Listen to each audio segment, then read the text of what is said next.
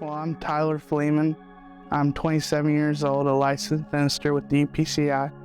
I am from the state of Arkansas, and I'm privileged to get to work around the world as an aimer with the Global Missions Department. I would say that my life changed when I had a full accident in 2014. The accident happened on July 29th, 2014, but I would say the moment is a series of events that occurred during that. So I was airlifted to the med in Memphis. I had broken my C1 vertebrae, I had broken my left wrist and had a hole in my foot. I woke up off of a ventilator some days later and I had to relearn how to walk. I had a traumatic brain injury. But when I woke up, the Lord had a conversation with me. It's the first time I can ever say that the Lord spoke to me. And He told me that I died, that I had lived a good life, but now this was His life to live through me and to get involved in missions. But also after that, I had a season of months to where I had to relearn how to walk. I couldn't go to school.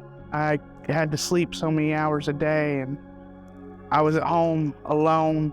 Family's at work, friends are at school, and I had survivor's guilt. And would anyone know if I would have died? Would they have missed me? How valuable was I? I didn't have a great self-worth. But during this time, I had to learn to trust the Lord and what He was telling me and to lean into Him. And this season made me develop a relationship with God.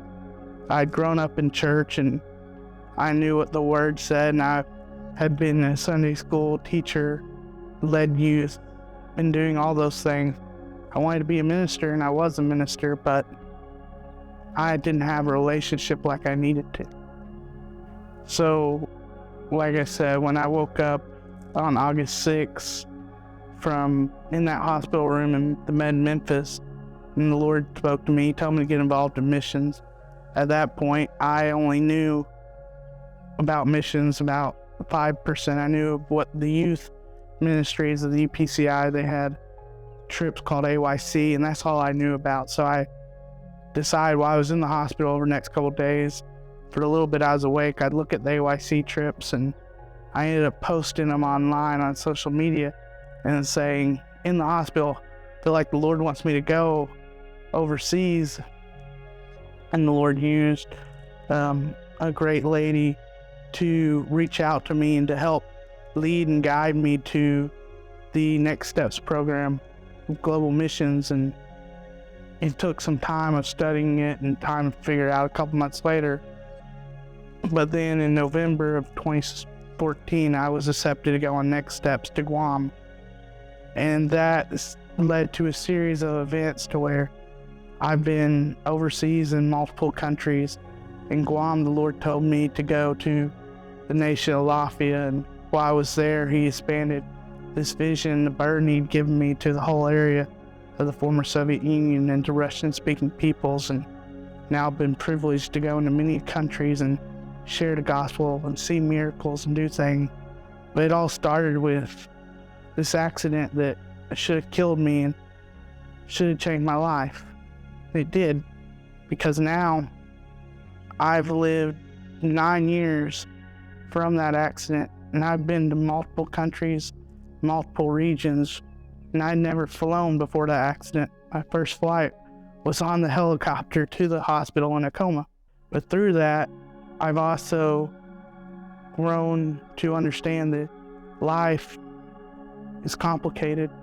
Seasons are never always good. You have good and bad in everything. You have to look to the Lord. Just because I had one moment of having the Lord do something in my life doesn't mean that He's going to do the same thing every time. I have to keep going back to Him. I'd say the biggest thing I've learned and changed is the fact that I have to go to Him daily.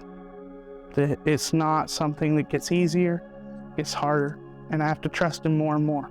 If there's anything that I could convey, it would be that life isn't fair, but the Lord is good.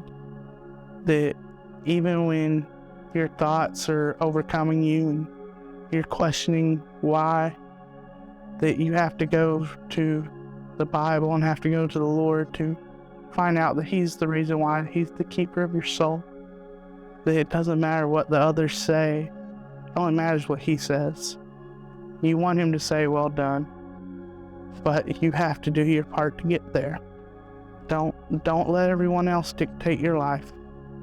Become faithful to Him, and He'll be faithful to you.